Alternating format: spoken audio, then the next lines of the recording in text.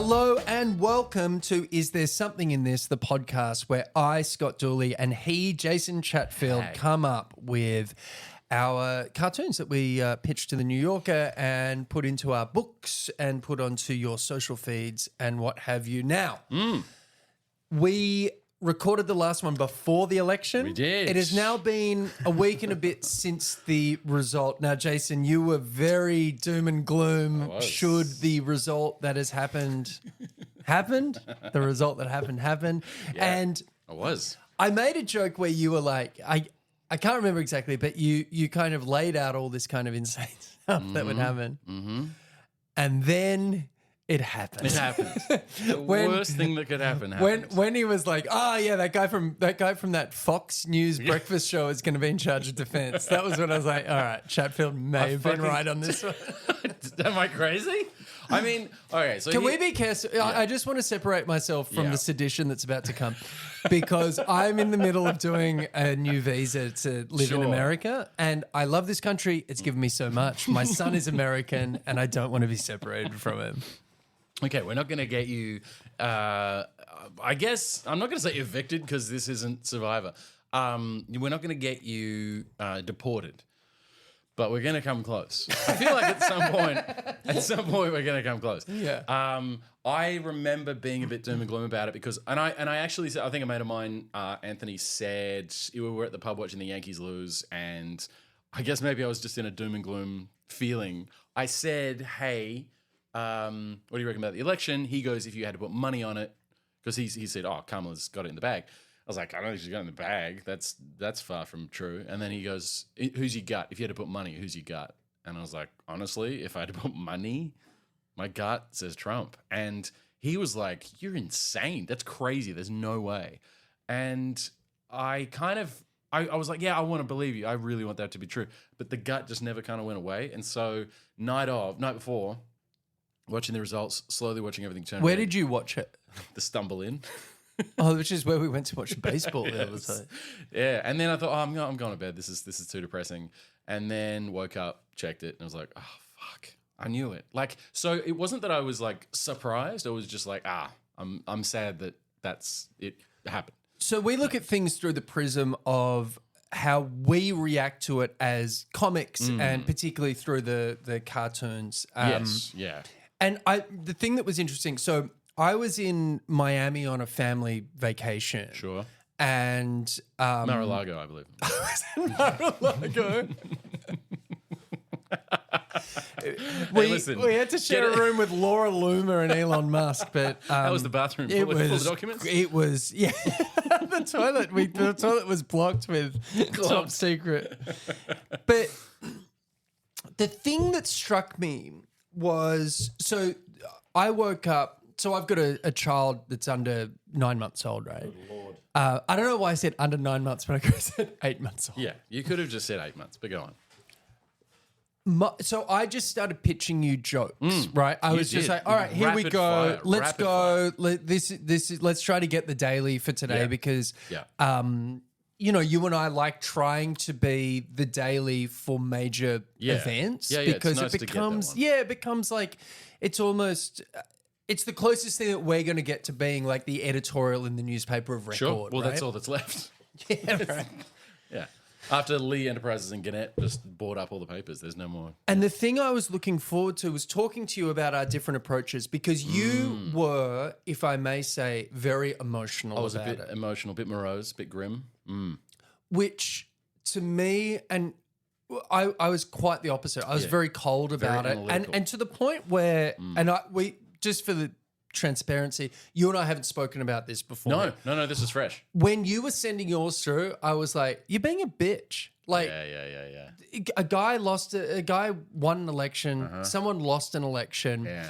The reflection to me was, and this is probably a bit of a harkening back to my time on government radio in Australia, where I don't want anyone to know how I vote. Yeah, right. Right. You have a different approach, and it was a really in America, it was a really kind of clarifying moment for me to see kind of where our motivations go. Mine, I felt was like, all right, well, there's logic flaws galore for us to play with. Of course.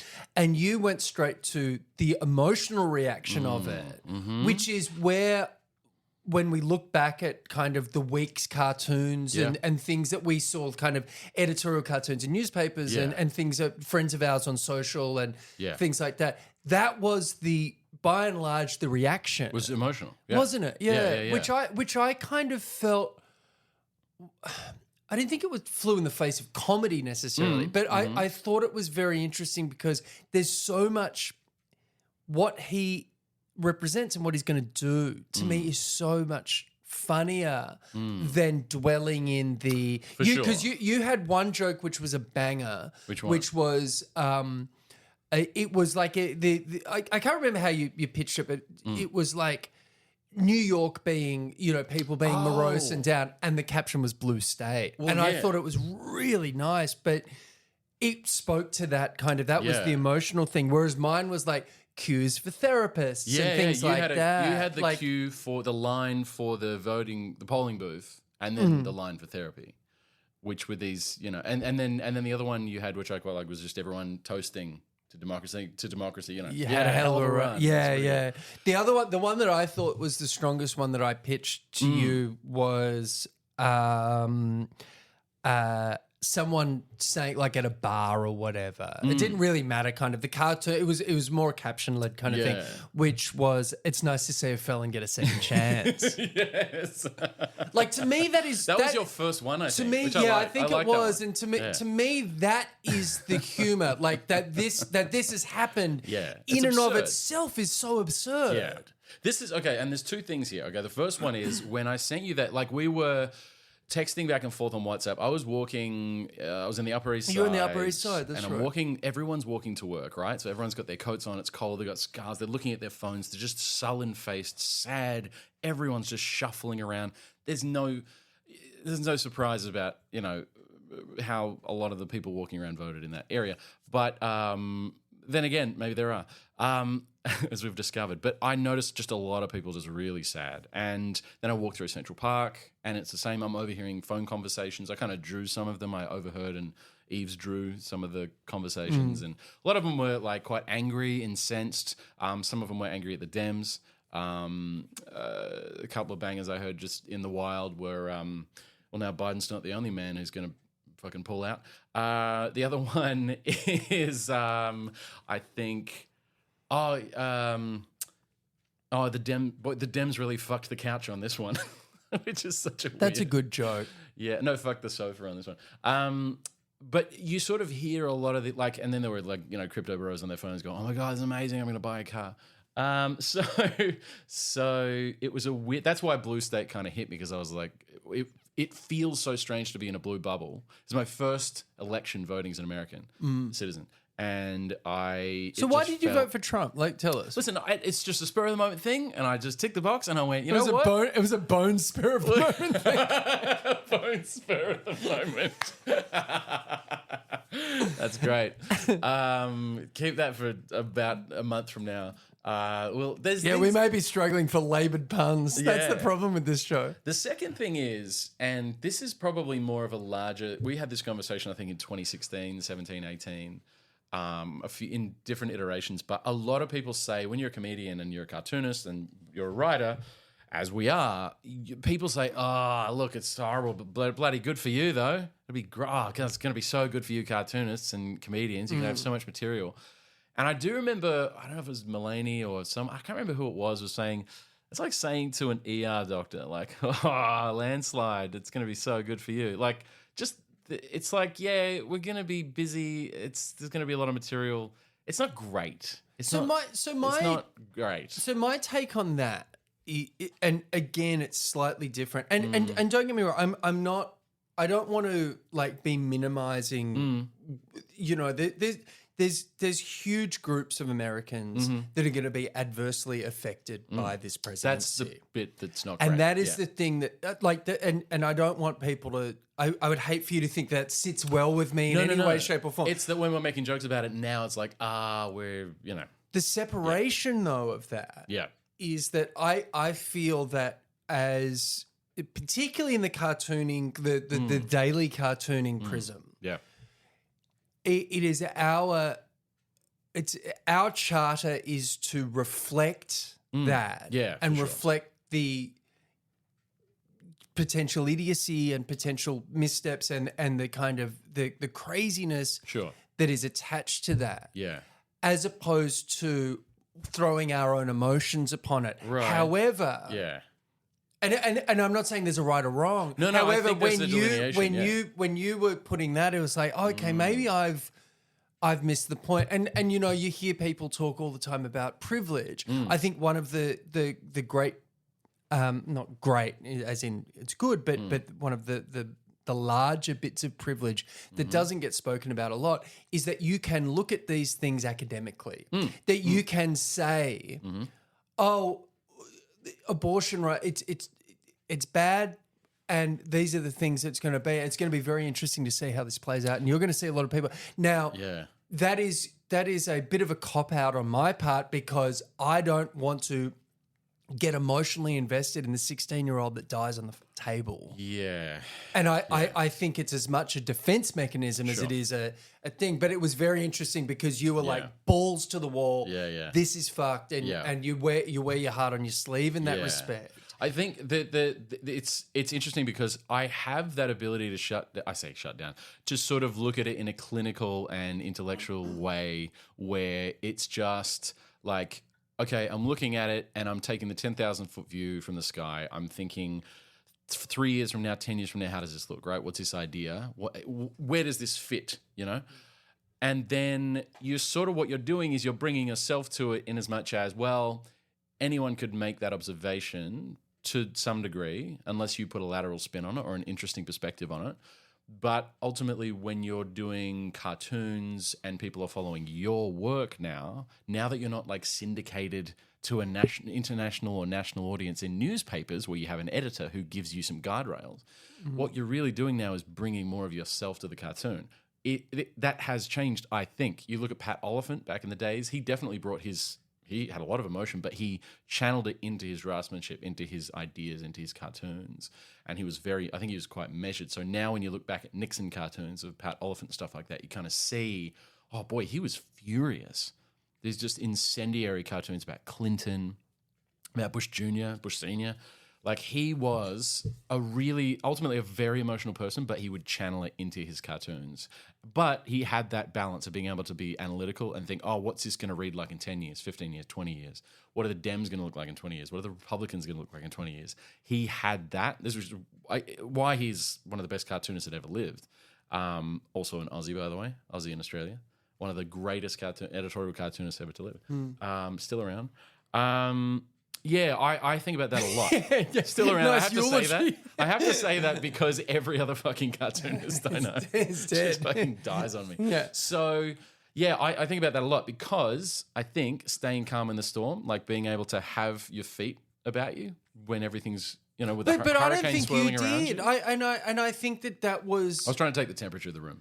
Yeah, but I think that was also like an untapped thing. Like mine was really cold and clinical, and very much removed. Yeah. And to the point, like it was the most obvious philosophical difference that you and I have ever had in terms of comedy, for sure. And it was something, and I was like, oh, okay, that's very interesting to me. I was also very hungover, so take that with a grain. Should we run through the jokes that we kind of thought of on the day of the election? So do you have them there? Yeah.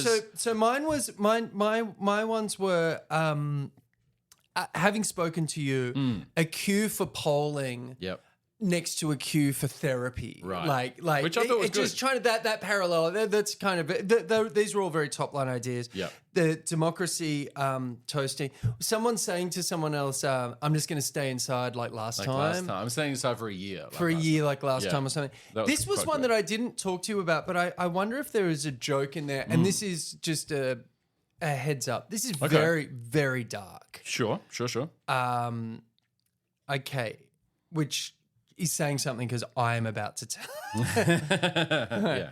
All right. So is there something in like someone like being happy that they can save money on gas because they're going to have to drive across 3 states for medical care. Yeah, there's something in that. I think there's a way to get Is it a there. tweet, maybe? It's I don't know. I mean, it could be a tweet. Some of the really sad stories that are going to come out of this are just like we have nothing but acerbism and like just like cynical, like just being dark, just showing the darkness. Well, I've had this conversation with people. So for 2016, I went and did interviews with people that were at the Republican convention and all these kind of crazy people who, at the time, it was seen as funny because there was no chance this guy could win. It was crazy to think this thing. Sure. And it became a lot darker. But I remember having arguments with people, well, not arguments, but people really kind of getting stuck into me for not holding people to account as much, as opposed to me. I had this attitude of like, well, you say this stuff, we're going to put it on here, and it's up to the audience to make the decision. Sure. Yeah. So where do you stand on that? Like in terms of, we've also had that discussion. I think there's 2 things. One is that again 2 things. I remember reading political cartoons when I was studying history in high school, and what I noticed was the actual articles that you would read about, say, World War II, would tell you about what was happening, and then the cartoon would tell you about what people thought about what was happening.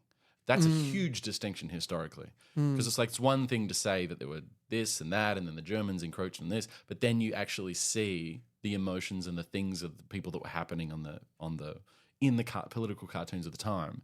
but that's blurred now because That is blurred now. because the article you're reading, is tainted editorially, 100%. So now your sources are no longer, and that's just it. Every editorial cartoon now is kind of, in a way, you have, Are we about to make another Walter Lippmann reference? No, but it is tainted in some way because everyone has their own sources of information, even if they are trying to be rigorous about their information diet, and they're reading from Substack, they're reading from Washington Post, New York Times, then they're reading Fox News, just double check what they're saying. They're sort of trying to get this amalgam of like, all right, what's the actual story? The truth is somewhere in there.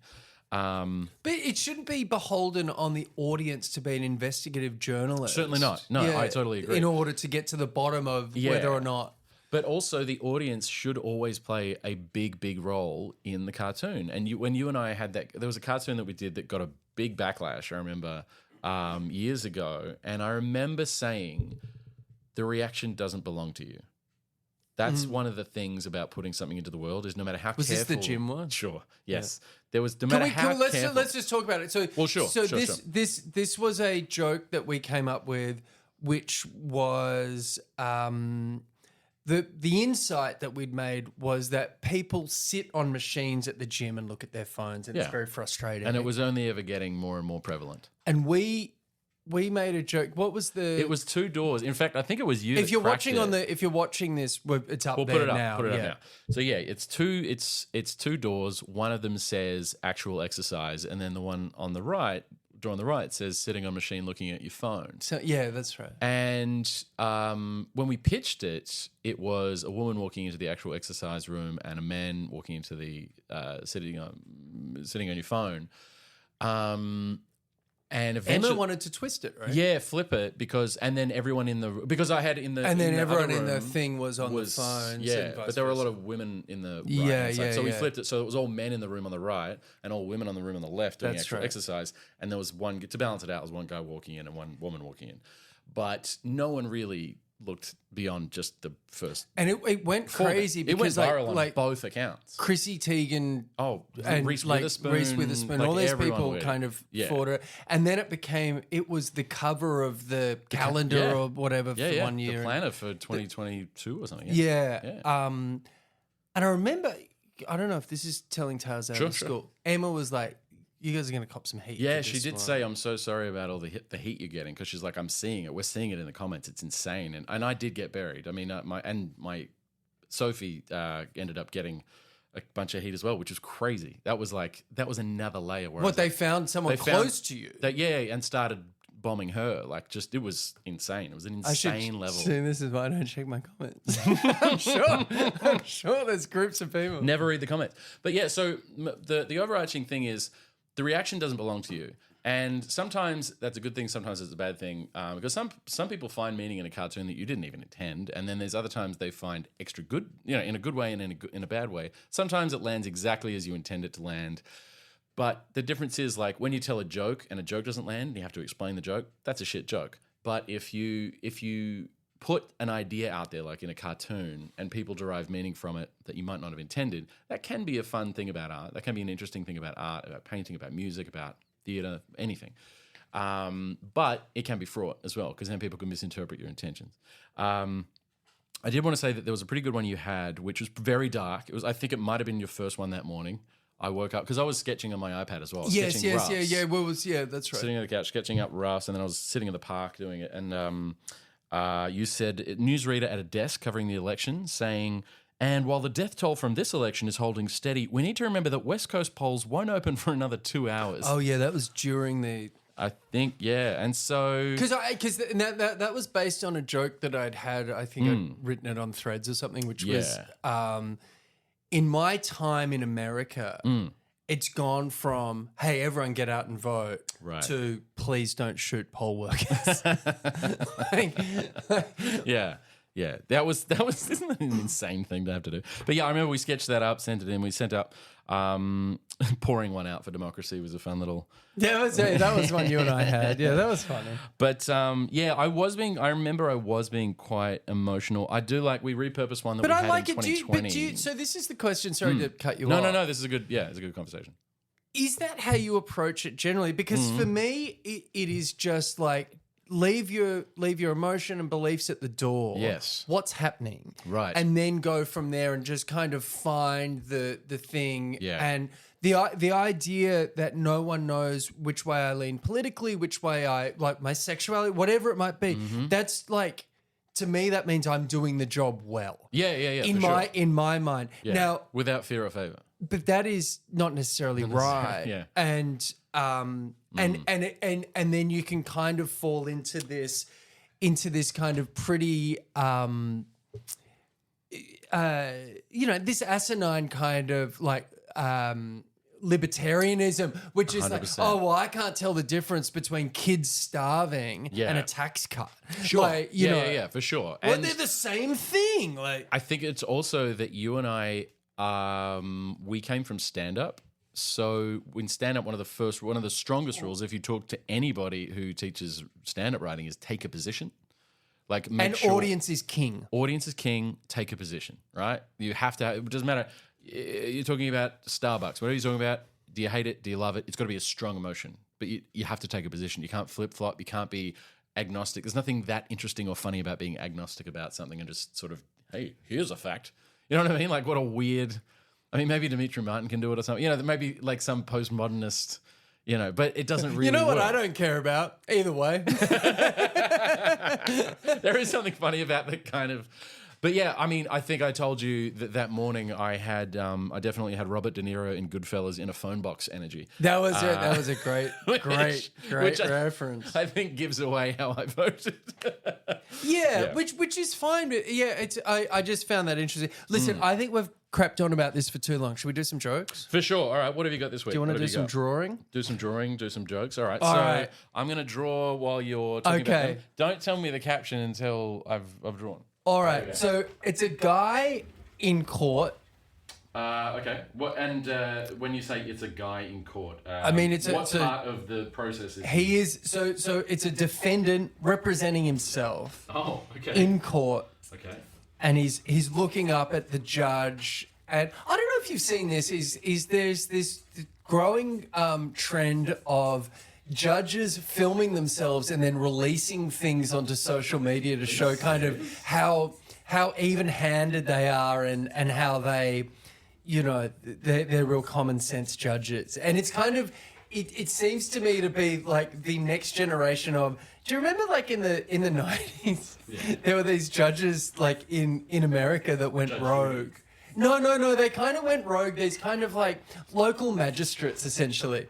and they would be like, all right, well, you were caught shoplifting, Jason. So what I'm going to do is I'm going to sentence you to 30 hours standing on a roundabout with shoplifter, as a sandwich board or something. Anyway, it's this guy, and he's speaking to the magistrate. He's addressing the judge, and there's a jury there, kind of having a look or whatever. But it's a courtroom scene. You know very clearly what you're looking at. We're looking at the defendant. We're looking at the defendant. Okay. And the defendant is saying, "I didn't come here to be judged."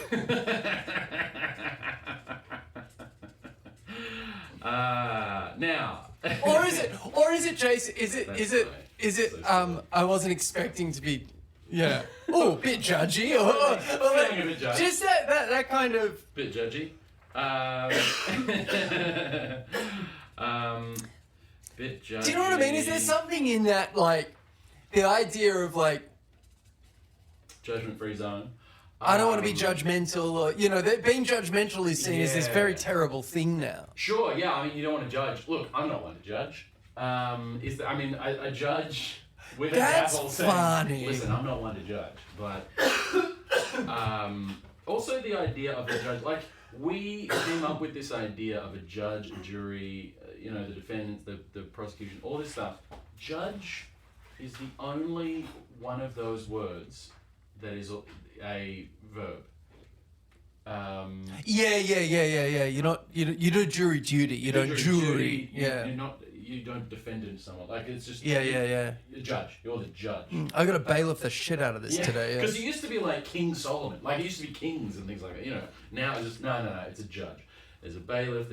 How do you reckon King Solomon is looked upon by the evangelical Christians? Because he threatened to kill the baby. He did threaten to kill the baby. And what's strange to me is that the way that he found out who the real mother was he said, "All right, we'll cut the baby in half and give you each half a baby." And then the real mother went, "Oh, no, please just give it to her. I'd rather see it go to her than you kill the baby," which is, of course, that was the real mother, which means the other mother was like, "Yeah, no, go on. Half a baby sounds pretty good." Listen, I was prepared to walk out with no baby. Listen, so half a baby's a win. Half a baby. All right, I'll take it. But then here's the thing. How is he going to cut the baby? Was it like a baby divider? Do you not have one? Do you know? Do you not have a baby? It's like a guillotine, but it's very small. It's more like a cheese knife.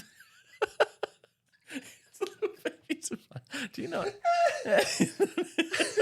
New from Brookstone. but how would you? This is a real. How would a dog wear pants? How would Solomon cut a baby? Do you go? You've got the left side, you've got the right. Do you get the legs? Yeah, that's a good point. Who gets the legs, or is it just right down the middle? That's way harder, one would imagine. Yeah, I mean, you don't want the top half, do you? That's a bit depressing. Then you don't want the bottom half. You don't want the bottom half. Yeah. Jeez. No, here's a quandary. Which half do you take if it goes I'd ahead? go the top half, but just because you can kind of hold, like, I know I spend a lot of time holding babies. Sure you do. You could get like but full ones. You could get like a sack and just be like, "Look at my baby." Baby Bjorn. Oh my God, legs for days, and like you lie about it. You have to make, and then people will be like, "You really talk about that baby's legs a lot. Can we see it?" No. You talk about that baby's legs. What are you, weird? And then you can just go. And this is the great thing about having a kid is anyone that wants to ask something about, "What are you, a pedo?" Oh, don't worry about it, buddy. Oh boy. Yeah. Let's not get. And then they're like, "Yep." Let's not talk about Matt Gaetz just yet. So we've got so we've got the guy. Just for the record, you love this country. I love this country. It represents and the dream. It's given me so much. It really has. It really has. I love it. I love America. Okay, so I think there is something there. There's something in the bit judgy. I think there's something in there. Yeah, a bit judgy. But it's also, I like the idea of it being a misdirect. So I didn't come here to be judged. What if there's a preface, just a short thing before that would lead you to think he's going to say something else? Something that someone was. Yeah, I was going to say, look, I didn't come here to be judged. Look, I didn't come here to be judged. Right. What if is that to Cisse? And is it a gymnast or a diver or or an Olympian like Simone Biles on the just come off the thing and they're all holding up the No, but listen, I didn't come here to be judged. A bit judgy, guys. Bit judgy.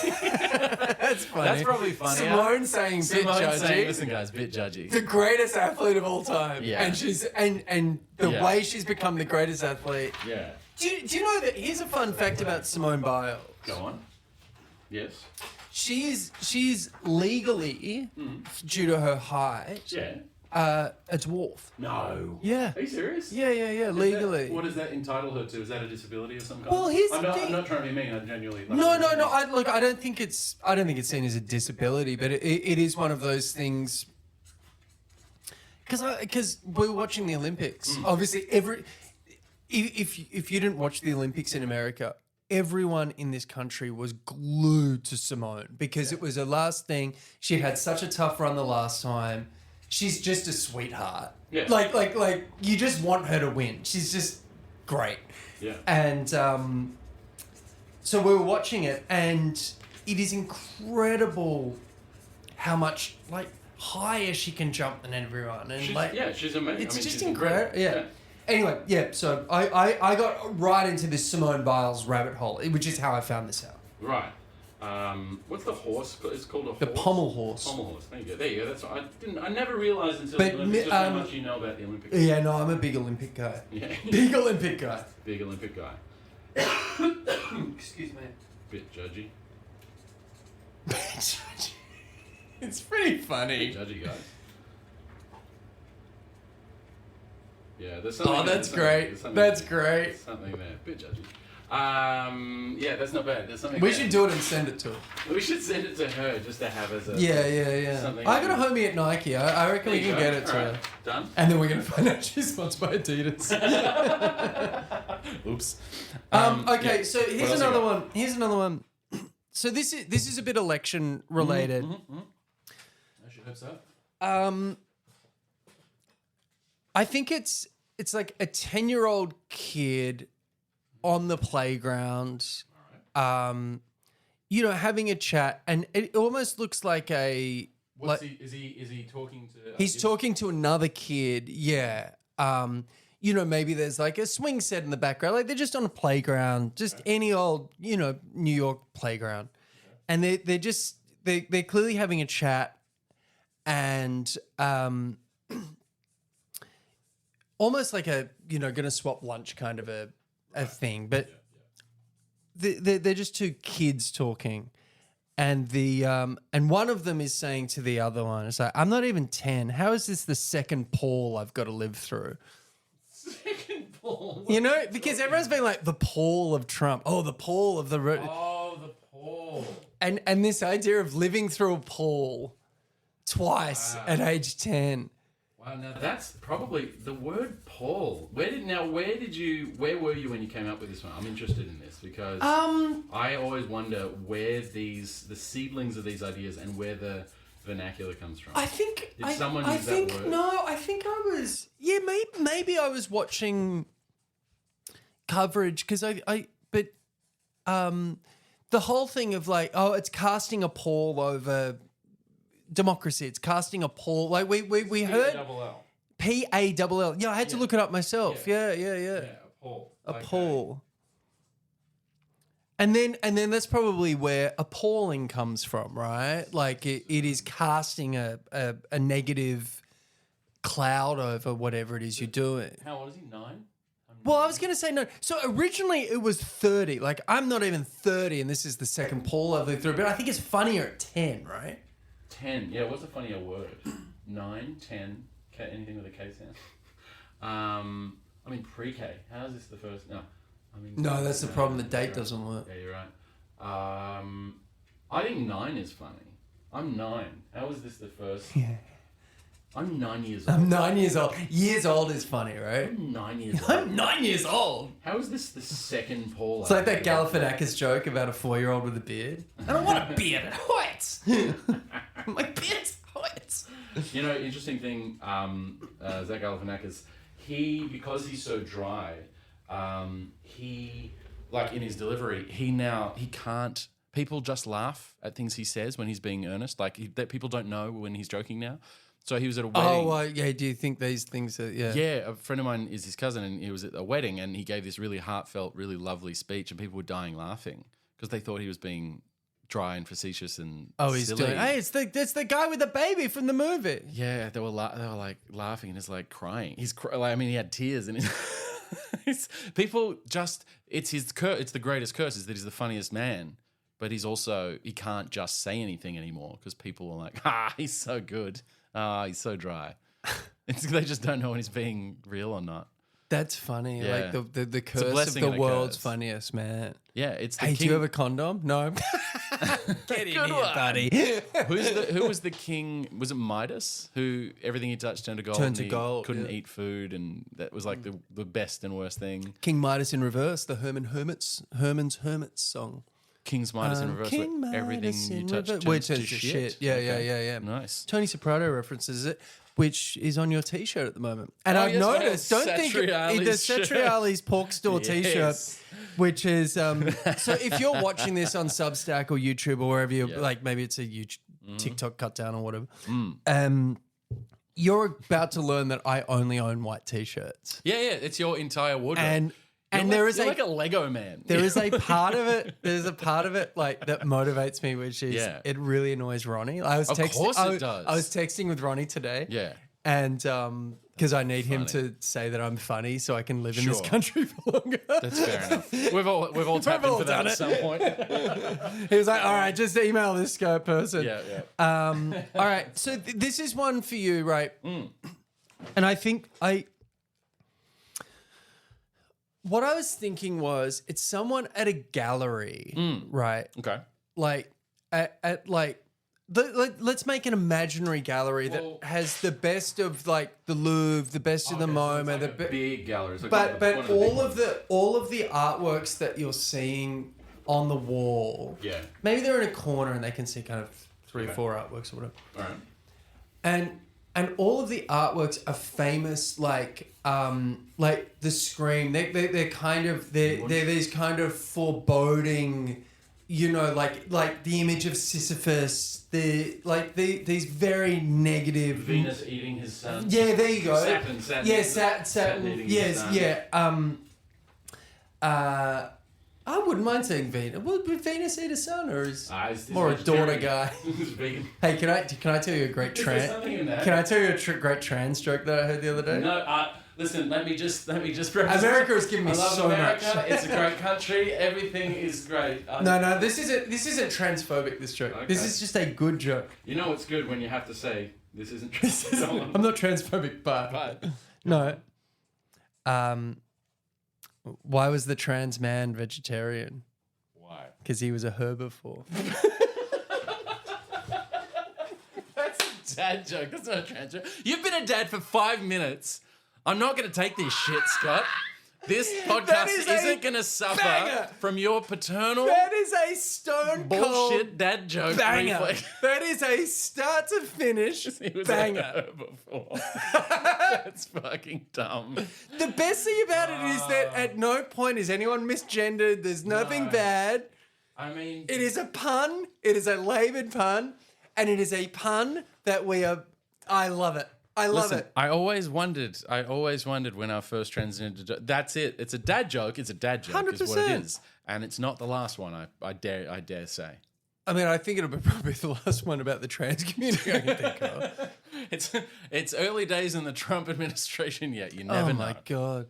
All right. Well, and that's what I was talking about before. Is like that idea of like I don't want anyone to think I'm being flippant towards our homies. That's the point. Wherever they are. Yeah, for and sure. I really do subscribe to that tweet, which is like, just be nice to my trans homies or I'm going to identify as a problem, which I thought was the most lovely. Such a great. I love that. Like the most Jason Statham line before. Yeah. He hits someone in the head. So it's someone looking at these incredibly like just depressing, like just more, just frightening kind of famous artworks and saying to a friend, I hate that I relate to this now. Is it? That's funny. Yeah. There's someone just sort of. And that again, so this is also back to the kind of larger conversation you and I were having is like, where I was saying you were very emotional as opposed to... See, I see that reflecting the emotion as opposed to putting the emotion into it. Is that a reasonable distinction? No, I think that's a reasonable distinction. Yeah, I hate that I think that's a reasonable distinction. Also, I'm just realizing they're very high up. Those are, if I drew this again, which I will, the paintings will probably be at eye line. Well, no, the reason they're so high is because the San Antonio Spurs are playing in France. So they have to put all the things so that... That's pretty funny, actually. They have to move it up for the Golden State Warriors are here. Yeah. No, it's an image. There's something in that. There's an image of a famous, like the Met or something like that, a gallery or the Louvre or something. The Louvre welcomes the Golden State Warriors. And there's, those dust things where it's like you can see on the wall, there's like a square and it's been moved up. Oh, that's really funny. That's a really good joke. Just the banner. Welcome the Golden State Warriors. That's funny. Yeah, there's something in that. That'll be worth doing. That's a joke. Yeah, that's a joke. All right, what have you got? Because So last time we went too long. we did. All right, well, I'll just do three. And we got a listener suggestion today. We do have a listener suggestion. We have, I think, 2 listener suggestions. If you have a suggestion as well, please send it to Scott because he's the only one who reads his comments. No, we've got an email address. Send it to itsitpodcasts at gmail.com. ITSIT podcast at gmail.com. Or just put it in the comments of this episode. Is there something in this .substack.com? You can just put it in the episode notes. Okay, so is there something in this? By the way, we had a cartoon that we were told we published in the New Yorker, and it was a boxing poster because tonight I'm going to go watch that stupid boxing match between Tyson and there's a clause in it, like that if this is how he goes out. No, there's a contract that says Tyson can't knock him out. Why? Apparently that's what he does. That's the clause. That's a dumb clause. Oh, because it needs to go for a certain amount of time, I guess. That's so silly. Yeah. I didn't know that. Yeah. But I'm a big fan of boxing. I love the old boxing posters when there was a big grudge match. One ran in the New Yorker in 2020. It was Confusion versus Delusion. It was Sleepy Joe Biden versus Donnie Bone Spurs. And that was easily the most hated one we've done. And it was funny. It was the only. So much. It was the only. It was the only one that was in color. It was. It was such a departure. Like the art style was so. I really loved it because it was so wild. Yeah, it was really Mad Magazine. Yeah, I was surprised they bought it. But it was one of those things where it wasn't even even-handed. It was so anti-Trump. Every joke in there was like it was sponsored by the Russians. It was. I think the only other joke we had was like Amtrak presents like some Russian name and Amtrak. We were really struggling for those, and I think we were trying to be even-handed, but there was just like And this is where my kind of approach of like everything's going to be even, kind of not that I think everything's going to be even, but is when you have someone like Trump, they're such asymmetrical candidates, no matter who he's running against. Yeah, that this idea of even-handedness, right, can only benefit him. Like he's a 34-time felon. He's been found liable for sexual abuse. And I don't know if you read the judgment. They fell just short of saying you raped Eve. Really? Carol, yeah. Wow. Okay. These are not the same people. Right. So I think that, while this feels like I've been kind of venting a little bit in terms of your approach versus mine, where there you kind of need that emotion, right? Yeah, I think you kind of do. And the pushback we were getting in 2020, the reason I bring it up is just that, how we were saying, the reaction doesn't belong to you.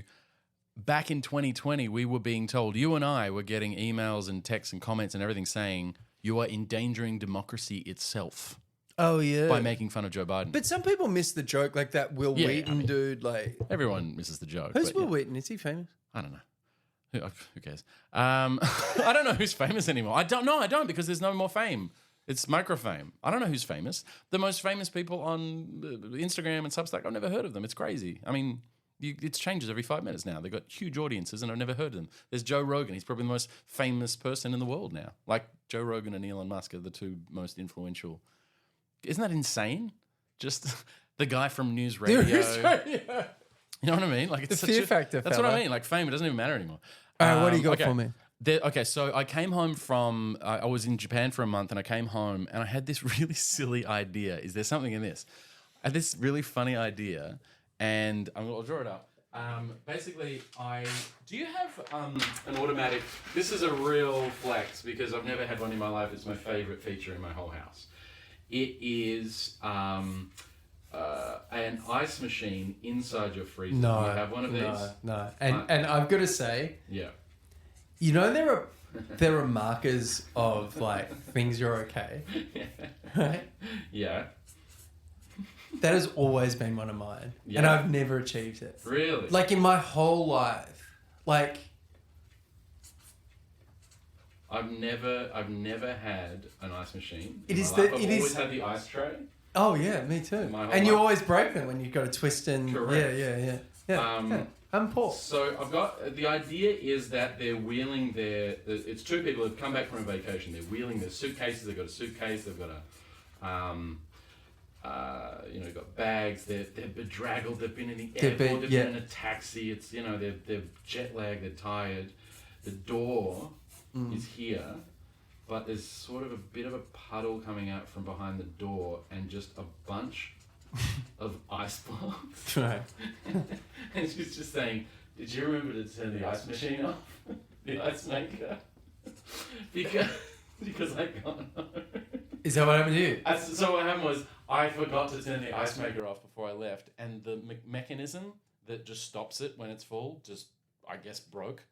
So it was I overwhelmed. Came home and I opened the freezer and just ice everywhere. And I thought, I'm so lucky because if that door had like opened, buckled under the pressure, and my entire apartment would just I just would have walked into bedlam, just like basically an iceberg.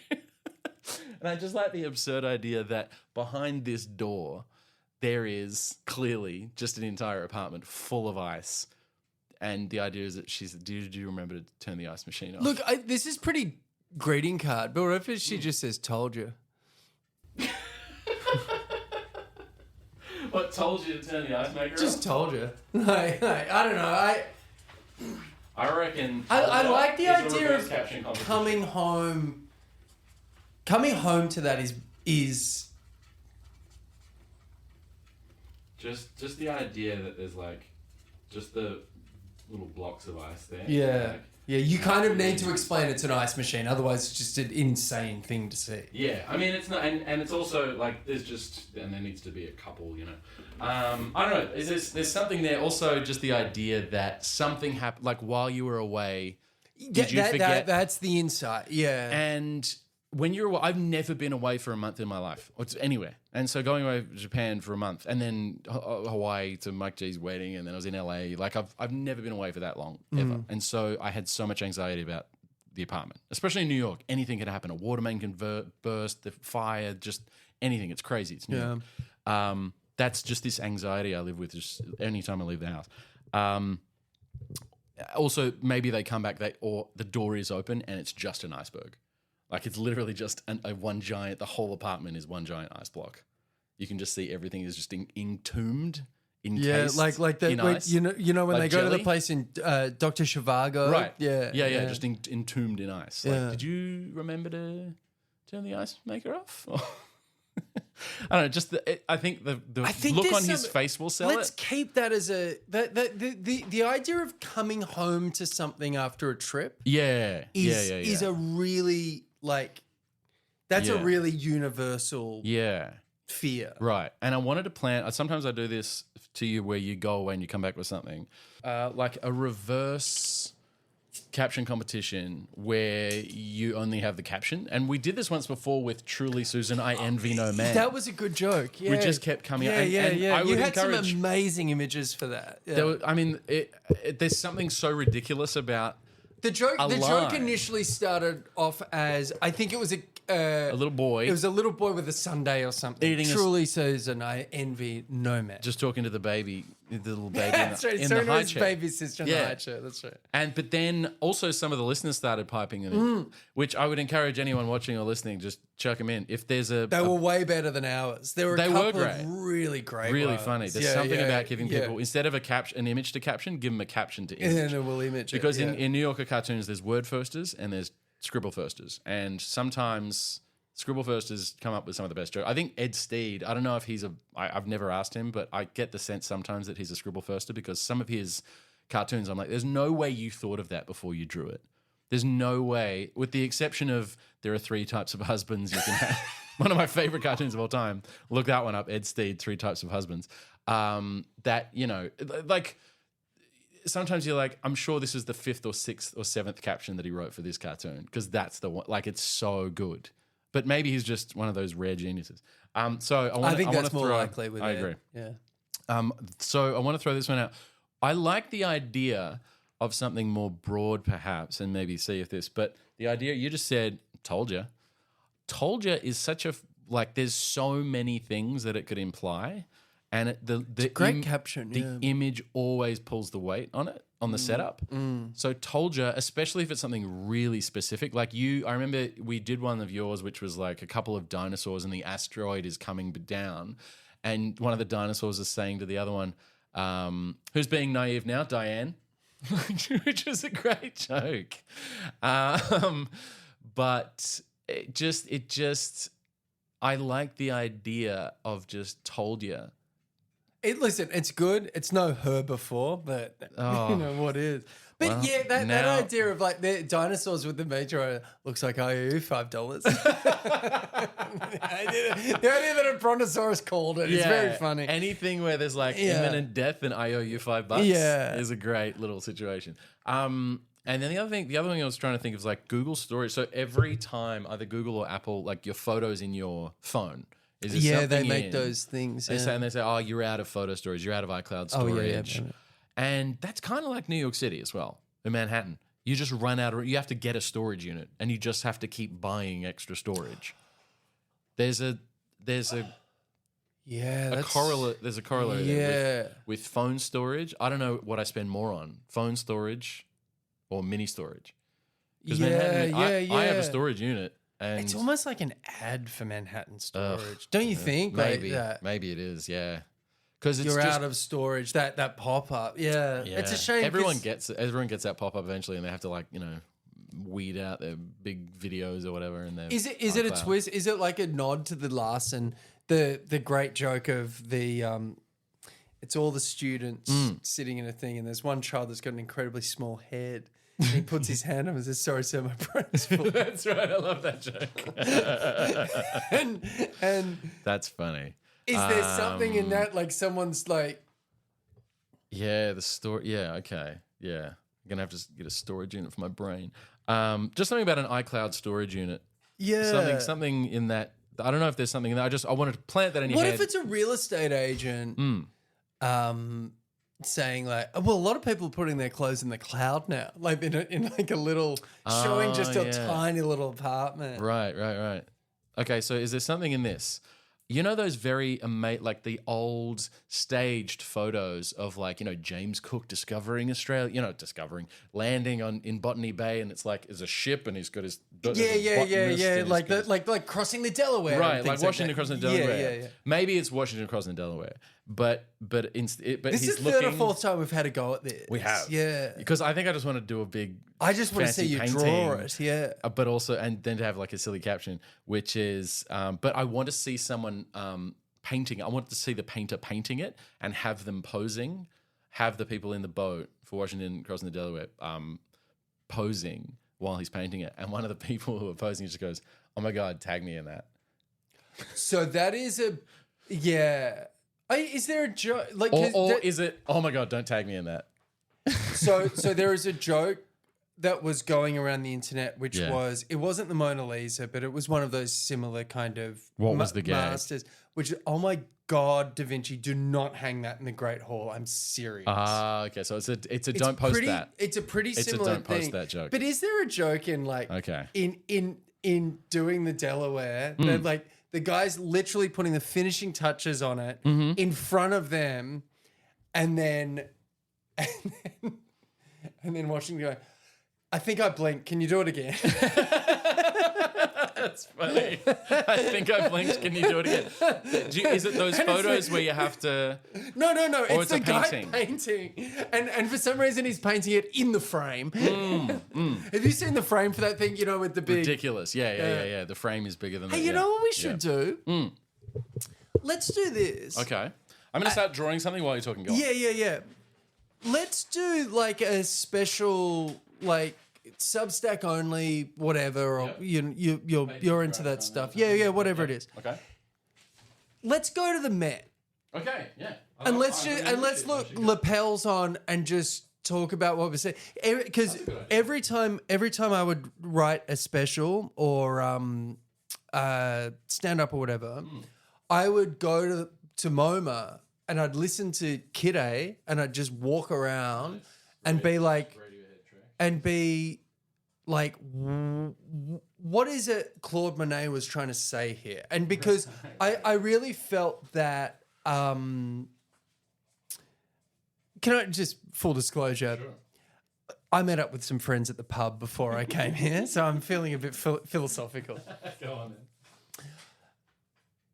I think there is something comparative between, like, the thing I love about stand-up is if you want to say something, you've got to do it in these parameters. Yeah, I love that. And I think that is the same with art, with visual art at the time, particularly painting and sculpting, which was, I want to say something.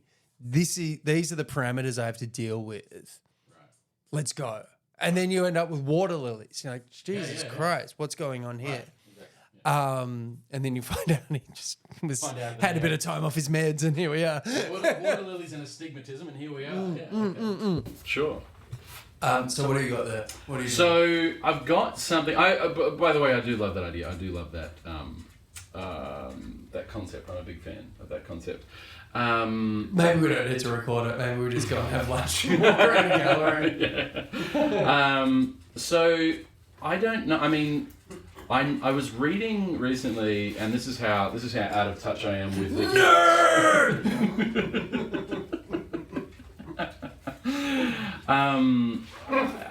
And look, you're far more in touch and hip than me. I was born 40. I'm an old man, but no one has their finger on the pulse like a 44-year-old father. That's go true. on. That's true. There you go. Oh, did I mention I'm white? So it's a couple at the tennis. And look, it's maybe tennis is a weird analogy, but sure.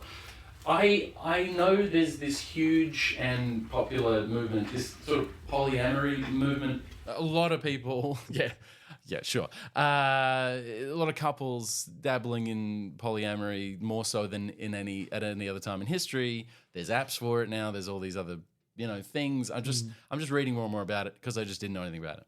And to me, I've never been more, what are the kids doing these days? What are they doing? What are these young whippersnappers doing? And so it's a couple at the tennis, and an arrow, singles, doubles, and then the third one is just whatever it is the kids are doing these days. Oh, I think just poly's the joke. Well, poly was the initial thing, but then I thought it's funnier if they're just an old couple, just whatever it is, a kid. What are they doing? What are they calling it? Like, I know it's not swinging back in the, all right. The keys in the bowl, you know all that what? Stuff. You know what? In for a penny, in for a pound. Let's do it. Okay, let's go. Here we go. This could be racist. Scott just cracked his knuckles. Fucking strap in. This. I just want you to know this could be racist. Okay. A black couple. Oh, geez. Here we go. Cut the camera. Looking at a white guy. Okay. Polly want to crack. Oh, Jesus Christ! What the fuck? What are you doing? What are you doing? All right. Do we have listen?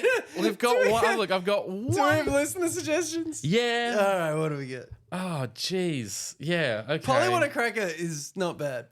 Okay. It's not bad. I had a guy at the pub say to me before. Mm-hmm. He was like, "Oh, I saw the thing you put.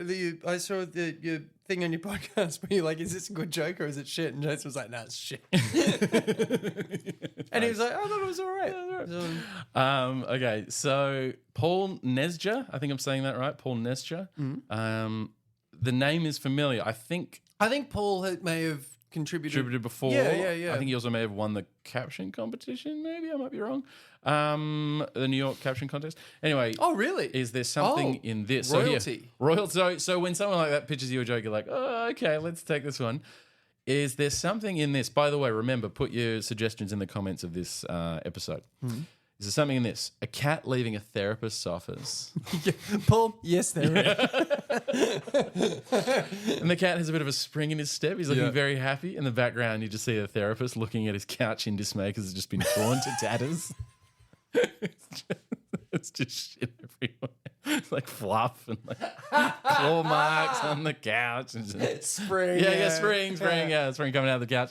I like that, Paul. I like that a lot.